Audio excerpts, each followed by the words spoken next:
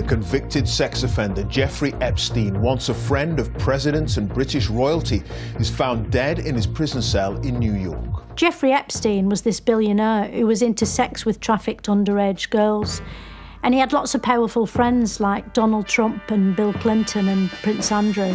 Anyway, this year Epstein died in a freak necktie accident while one of his prison guards was blinking for too long. And his friendship with Prince Andrew was on everyone's mind again. So Andrew figured he should go on TV and just draw a line under the whole thing with a great big highlighter pen. It was like this one-off episode of Mastermind where his specialist subject was a dead paedophile. And even though he knew loads about the bloke, everyone seemed to think he got a lot of the answers wrong. You've been on his private plane? Yes. You've been to stay on his private island? Yes.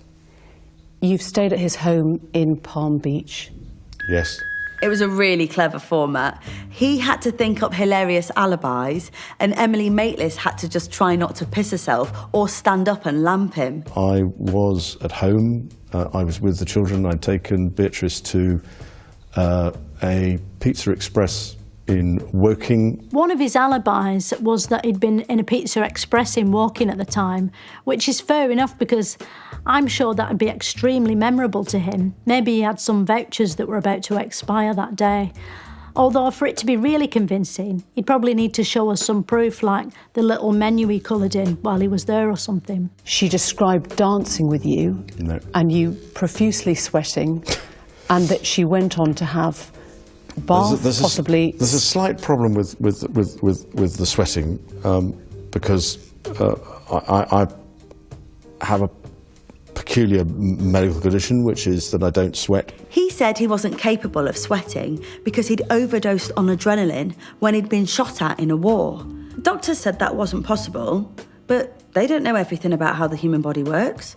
I mean, doctors still believe in vaccines, and those have been pretty thoroughly debunked by this WhatsApp parents group I'm in. Anyway, when the quiz was over, he announced that he was stepping down from public duties. I mean, it's hard to even conceive of a world without Prince Andrew's contribution to it. That's Britain fucked now. The worst thing is, now we'll have to hold a state funeral for Prince Andrew's reputation. And how much is that going to cost? Incredibly, Prince Andrew's interview was only the second most catastrophic TV meltdown of the year, after Emmy-winning drama Chernobyl. There was this show about a place called Chernobyl, about this sort of Russian factory that went bang. I don't know what they made there, but I think it was bread, because they were all dressed like bakers in the sort of big kitchen, worrying about the dials on their big mixer. You could see they were ashamed that they'd messed things up so much because they kept really blushing, like they'd see what a mess they made, just go totally red with embarrassment.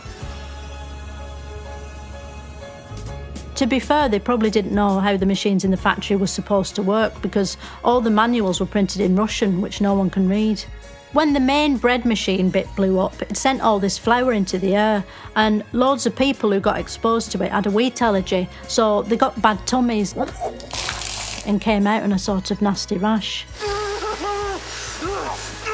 It was a real scandal. I hope Orvis were watching, so this kind of thing never happens again. The whole area went radioactive. And the scary thing about radioactivity is, it's dangerous even though you can't see it. Like when a paedophile hides under a table. First, the explosion makes all the colour bleed out of the sky, so everything's grim and depressing. Then there's Trevor off EastEnders stomping around with his bits all hanging out.